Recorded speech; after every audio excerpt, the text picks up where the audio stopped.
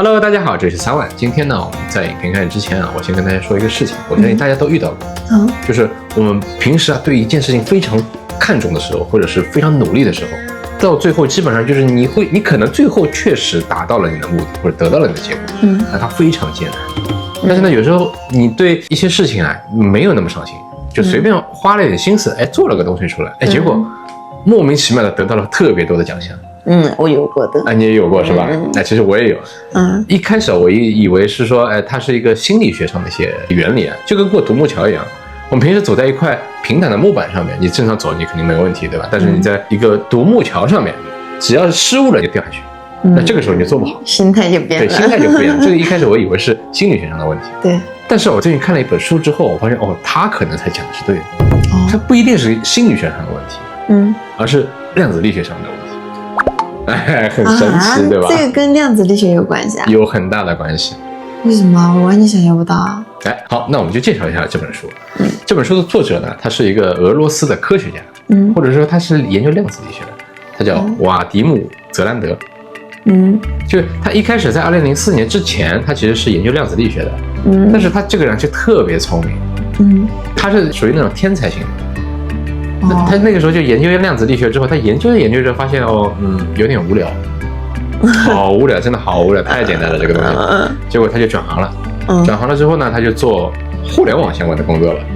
互联网相关的，他跳脱的好远啊。是，但是这属于降维打击。但是呢，他做互联网也没有几年，他也觉得这个东西太无聊，怎么这么无聊？结果就在这个时候，有一天晚上，他脑子里突然多了一个声音，他说：“小伙子，你觉得无聊对不对？那我告诉你一些宇宙的真相。”真的假的？是有一个声音真的这样跟他讲？对，这个是他写完这本书以后他自己说的。这本书不是他自己写的，是他脑子里那个声音告诉他，让他把它记录下来。他就把这件事情记录下来。而且他这个人很神的，就是他听到这个声音，一般如果我们普通人听到这个声音就觉得有点吓人，对不对？对啊。但是他突然他非常的兴奋。说上帝终于回应我了，因为本来他天才有烦恼，对，他觉得有一个神有一个神在我脑子里，他就不断的问他问题，这个宇宙的真相到底是什么？这个宇宙到底怎么运转的呀？就问了各种问题，最后他就写下了这本书。岂不是这里面有宇宙的真相？其实是有一部分，但是他只写了他想告诉大家的那一部分。这本书的名字叫 Reality Transmission， 按照中文直译过来是说现实转移。但是我管它叫现实操控术。因为这本书它其实里面有4个概念，其中我觉得很重要的有3个概念，因为它在这本书里面一开始就介绍了这个宇宙啊，其实未来是不确定的，我们当下的自己只有一个，但是你如何去到你不一样的未来是由你自己决定，但是不是由你的行动，又有点像平行宇宙，又有点像平行宇宙但这个是他脑子里那个声音告诉他。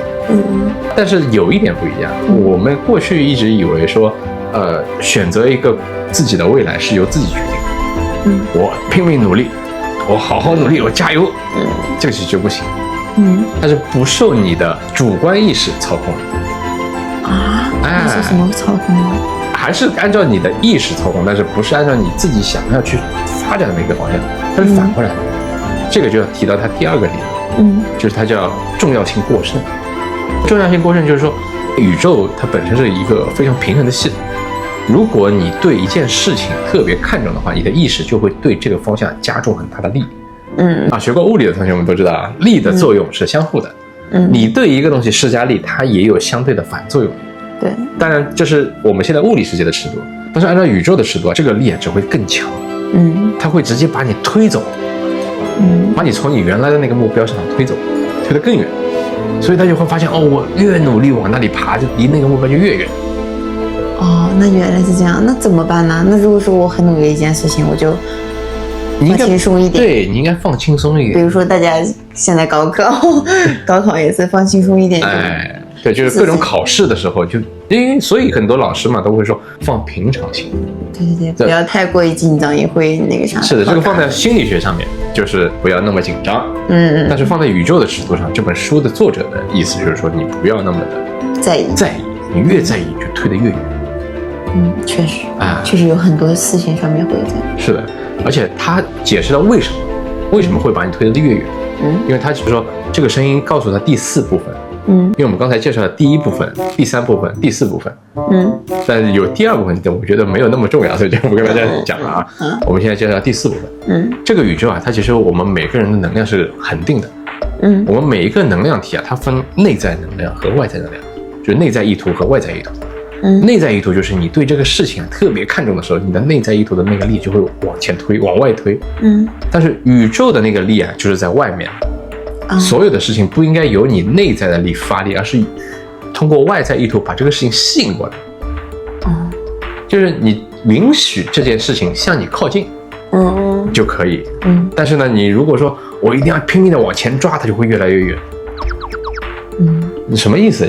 就是你只需要轻轻的努力把这个事情慢慢勾过来，但它需要一个过程。不应该你拼命的努力，强行的去，对，你越努力啊，这个事情就会越来越糟糕。所以就会，但也不能说不努力啊。对，当然不是不努力啊，或者是说你对这个事情不要那么看重就可以，不要用力过猛，要保持那个平衡感。那学习怎么轻微努力呢？而且这个我后面会讲。其实学习这个事情啊，你也不应该特别努力。因为这个事情首先它跟基因有关。你学习好和不好，其实从生下来的时候，大多数情况下都是注定的。我不认为。你不认为是吧？这个跟我们的每个国家的教育体系有关系。或者是说整个国家的教育理念有关系。这个我们会讲，而且也是我们今天要讲的事情。好的。所以我们就要慢慢的把这个事情勾过来就可以，你就允许它发生。你不要那么急的让它发生。因为这个其实也对我们有好处的。你只要对这件事情没有过多的期待，这个事情你每一次都是惊喜。你心态不会。那确实。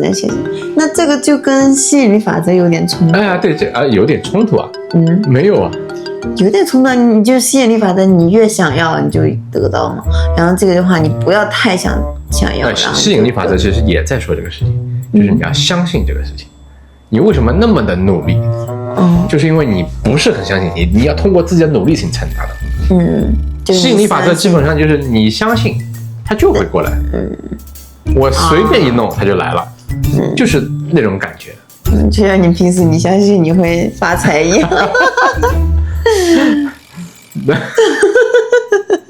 好，那我们继续啊。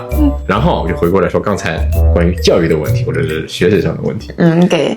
其实你知不知道，这个世界上分2种国家，一种是能力主义国家，一种是公平主义国家，或者叫随缘主义国家。就是能力主义的国家的代表就是中国、美国、日本、韩国这种特别以结果为导向的，越多的付出你越多的回报。但是欧洲那边就不是这样的，欧洲就是随缘和平主义国家。因为他们的那些法国人啊、德国人，就是他们特别的佛系，他们非常清楚啊。我这辈子成不成功啊，都是看命。我拿到了机会我就成功了，我没拿到机会，我再怎么努力都不会成功。那你也得去勾那个机会啊。大家确实是会去努力的，但不会是那种竞争态度，就内卷的那种态度去做事情。那这样挺好的，其实。是因为这个事情其实做过一些实验的，欧洲研究会他们就做过这样一个实验。每年他们那些研究小组你觉得在拨经费的时候，优秀团队拿多一点，没有什么成果的那些小组拿少一点好，还是说整个团队的平均分好一点？肯定是多劳多得。因为按照常理来说，我们都觉得多劳多得一点，会更优秀一点，对不对？但是其实平均分配这样的成功概率是最高的。为什么？这个就很反直觉，对不对？对啊，因为不公平啊。对，所以才会有能力主义和公平主义嘛。但是通过实验的结果看下来，就是公平分就好，这是收益最大的。是吗？那这确实有点反直觉。因为如果都平均分的话，每个人都会想着，我不用那么努力，会这样吗？应该不会，他们都已经是世界最顶尖的一些实验小组了。而且，其实我觉得是对的，因为如果是能力主义的话，它就会发生一个现象叫马太效应。成功的人越来越成功，差的人他就还没有资源了。那成功的人最后他可能就会垄断资源。对，他们就可能觉得哪些课题他们要专攻，那他们就会有大量的经费研究到那里。但是有一些确实也不错的想法，美国其实也是这样的呀。美国硅谷，大家那么多精英在那里拼命的努力，结果拿到了很多结果。是啊。但是你会发现，现在美国整个社会现在都非常割裂。好的人特别的好，差的人都流落在街头，就会有这个问题。但是欧洲你会发现一片祥和，就大家都很和平。是的。然后这个实验其实也非常的顺应我们今天要讲的这本书里面的概念。因为大家都非常的平静，但是呢又轻轻的把这件事情往里面拉。他们就瞬间滑入到了他们所在那个平行宇宙，拿到了他们想要的那个结果。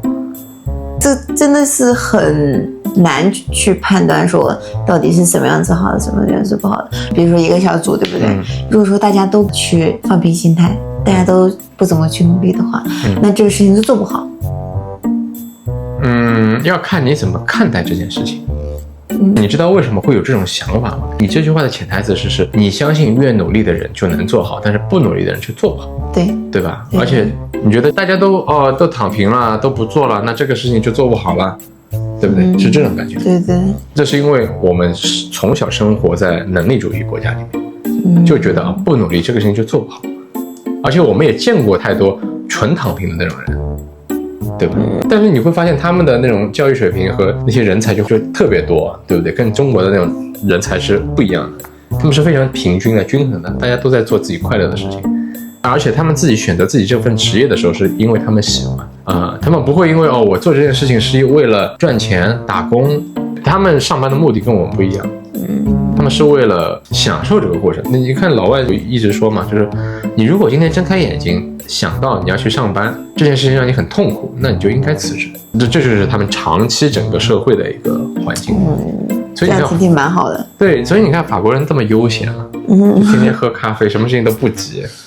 我自己在日常上班的时候嘛，我跟法国人也会有大量的接触。如果同样的问题在中国发生了，那我们这边就基本上已经要炸了，这不是一个很大的事故。但是当时那个法国人看到了这一行 bug 之后，他说that's interesting， 说这个很有趣啊，是个很好玩的 bug， 让我修复它。就他一点都不急，他哪怕是一个非常大的问题，他觉得这个很有趣，我要把它修掉，好就结束了。我们就慌了。对，我们慌，这个事情如果发生了，那我们不要重大损失吗？对吧？这就不行。所以我们是完全没有办法去体会他们的心态。但你接触久了之后，你就会发现原来公平主义社会国家是这样子，跟能力主义国家完全不是一个思维模式。都是有利有弊吧？对，有利有弊。如果中国不是能力主义国家的话，我们不可能那么快追上整个国际社会的。对，100年追上不可能。但其实也会有很多问题。对吧？所以这个实验结果也侧面证明了这本书里面讲的事实。你只要不要那么在意结果，这个事情你就可以发生，就可以通过外在的力量拉过来。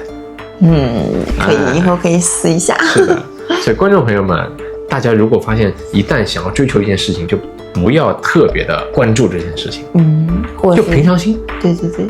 因为有时候真的是太紧张，或者是太过于在意的话，确实有句老话说得好，希望越大，失望就越大。对，只要你把这件事情的预期放得足够低，每一次都是惊喜。对，经典。是。好了，今天的影片就到这里，您的观看对我们真的很重要。如果您喜欢我们的话，记得订阅哦。订阅。拜拜。